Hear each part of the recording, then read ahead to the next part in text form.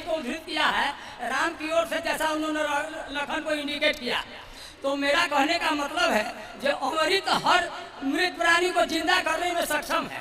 तो राम ने अपने मुखारबिंद से क्यों कहा था जे तिरछित बारी बिनु सीता को देख करके जे तिरछित बारी बिनु जो तनु त्यागा तो मुँहे गड़ई का सुधा तरागा। इससे साफ जाहिर होता है कि मृत प्राणी को अमृत जिंदा करने में सक्षम नहीं है। ऐसा लिखा तो क्यों, जबकि हम लोग आप तक जान रहे हैं कि मृत प्राणी को जिंदा करने में अमृत सक्षम होता है। ऐसा उन्होंने मेंशन किया तो क्यों किया? क्योंकि राम स्वयं चलते फिरते अमृत हैं। राम का दर्शन से ही व्यक्ति अमर हो जाता है। जय श्री राम मित्रों, हमारे चैनल सनातन ज्ञान गंगा में आपका स्वागत है। आप हमारे चैनल पर पहली बार है तो इसे लाइक एंड सब्सक्राइब कीजिए। ये घटना बिहार का है। मैंने इस पर कल भी वीडियोस बनाए थे और वो वीडियोस का थंबनेल मैं आपको दिखा दे रहा हूँ। लिंक आप जाकर के हमारे यूट्यूब चैनल से देख सकते हो वो वीडियो, और डिस्क्रिप्शन में भी मैं लिंक दे रहा हूँ।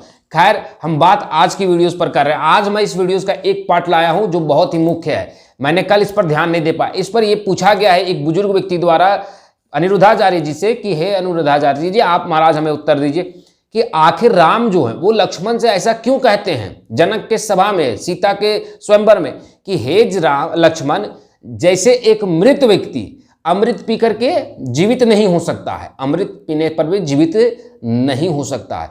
आखिर हम सब ये जानते हैं और शास्त्रों में कहा है कि अमृत मृत व्यक्ति को भी जीवित कर दे।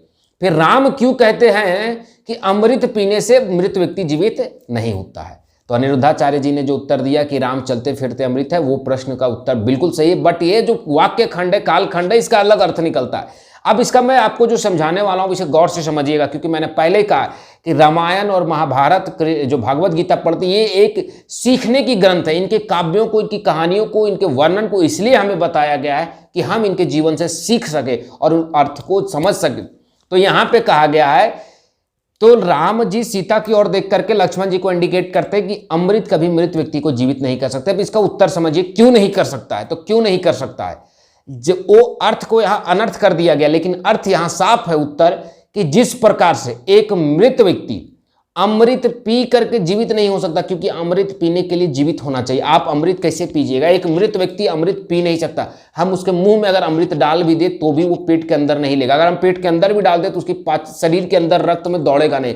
अगर अमृत शरीर में दौड़ेगा तो जिस भाग में रक्त के साथ जाएगा वहां हमें शरीर के अमर कर देगा। लेकिन अमृत जब वो पी नहीं सकता, शरीर में वो अमृत घुल नहीं सकता, तो अमृत उसे जीवित कैसे करेगी? तो राम का अर्थ था कि जैसे एक मृत प्राणी अमृत उसे जीवित कर सकता है, फिर भी एक मृत व्यक्ति अमृत नहीं पी सकता। उसी प्रकार से यहाँ पे जो तमाम राजाएं बैठे हैं जो इस धनुष को उठाने आए हैं, वो सब इस धनुष को उठा सकते हैं, लेकिन ये सब उस मृत प्राणी के भांति हैं जो नहीं उठा पाएंगे। मतलब अब इसका अर्थ है कि जैसे ये शिव धनुष को सब उठा सकता है, फिर भी कोई नहीं उठा पाएगा। इसका अर्थ ये था कि यहाँ पे शक्ति तो सबके पास है शिव धनुष उठाने का, लेकिन शिव धनुष उठाने के जो गुण होने चाहिए वो नहीं।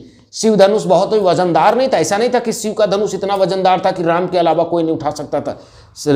शिव धनुष को परशुराम उठाए थे, परशुराम को भीष्म पितामह युद्ध में हराए, तो भीष्म पितामह भी इसका मतलब उठा सकते थे। लेकिन यहाँ पे प्रश्न आता है कि उस धनुष को राम कहते कि जिस प्रकार से मरा हुआ व्यक्ति अमृत नहीं पी सकता है, उसी तरह ये जितने भी राजा हैं इनमें काम, मोह, लोभ, लालच, द्वेष, ईर्ष्या और अपनी शक्ति का अहंकार, इसलिए धनुष नहीं उठा सकते। शिव धनुष उठाने के लिए मर्यादा चाहिए और अहम विहीन चाहिए, यानी मेरे अंदर अहंकार नहीं होना चाहिए। तो राम अर्थ को कहते हैं कि लक्ष्मण को कि हे लक्ष्मण, जैसे मृत व्यक्ति को अमृत जीवित कर सकता है पर वो मृत व्यक्ति अमृत पी नहीं सकता है, उसी तरह ये धनुष को तो शिव धनुष को ये सब उठा सकते हैं, लेकिन ये सब उस मृत प्राणी के भांति हैं जो अहंकार से रूपी मृत हो चुके हैं। इनके अंदर अहंकार है, किसी को शक्ति का अहंकार है, किसी को बल का अहंकार है, किसी को धन का अहंकार है, किसी को राज्य का अहंकार है, और कोई सुंदर नारी सीता को देख करके आया है, लेकिन कोई भगवान शिव की भक्ति और पूर्ण रूप से मन को शांत करके इस धनुष को नहीं उठाना चाहता है। यहाँ कहने का अर्थ ये। खैर, रामायण और भागवत गीता दो ऐसे ग्रंथ है, चाहे 4 वेदों को हम पढ़ें, 18 पुराणों को पढ़ें या ऐसे काव्य ग्रंथों को पढ़ें, ये साफ तरीका से दर्शाया जाता है कि हिंदू धर्म में सीख होनी चाहिए। राम ने जो अपने जीवन में कहा उससे सीखना चाहिए, ना कि हमें राम के नाम पे पागल होना चाहिए। 108 बार अगर हम रोज राम राम जपे तो कोई फायदा नहीं है जब तक हम राम के कहे हुए एक शब्द का पालन ना करें। हीन व्यक्ति चरित्रहीन ही होता है, भले वो राम का पूजा कर ले चाहे हनुमान का। इसीलिए भक्ति अलग होती है और सीख अलग होती है। यहाँ जो सीख दिया गया लक्ष्मण को भगवान राम सीख दे रहे हैं कि जैसे मृत व्यक्ति अमृत का पान नहीं कर सकता, भले अमृत उसको जीवित कर दे फिर भी वो पान नहीं कर पाएगा और जीवित नहीं हो सकता, उसी तरह ये सब व्यक्ति धनुष को उठा सकते हैं, लेकिन ये मृत प्राणी की भांति ये सब में अहंकार है जो नहीं उठाएंगे, क्योंकि ये सब उठाने के लायक तो है लेकिन उठा नहीं पाएंगे। अब आपने अर्थ को समझ चुका होगा। अब मुझे लगती है कि वीडियो को ज़्यादा लंबा ना खींचने चाहिए और मुझे यहाँ समाप्त करनी चाहिए। खैर, मैंने जो कल वीडियो बनाए थे, मैंने आपको थंबनेल दिखा रहा हूँ कि कल मैंने साफ बताया था कि आखिर राम हिरण का शिकार क्यों करते थे। आखिर राम मांस खाते नहीं थे, राम मर्यादा पुरुषोत्तम थे, तो राम ने शिकार किया क्यों? और सीता के क्या उन्हें सोने का लालच था जो सोने का मृग का शिकार करने गए? तो मैंने उस सब का उत्तर इस वीडियो में दिया है, और अगर आपको देखनी है तो आप हमारी उस वीडियो में चले जाए, आपको वीडियो पूरी मिल जाएगी। वीडियो देखने के लिए बहुत बहुत धन्यवाद। जय हिंद, जय श्री राम। फिर मिलते हैं एक नए वीडियो के साथ। तब तक हमारे सनातन ज्ञान गंगा चैनल को लाइक, सब्सक्राइब और अपने दोस्तों तक शेयर। आइए हम सनातन ज्ञान को धर्म और तर्क के साथ समझें। जय हिंद, जय श्री राम।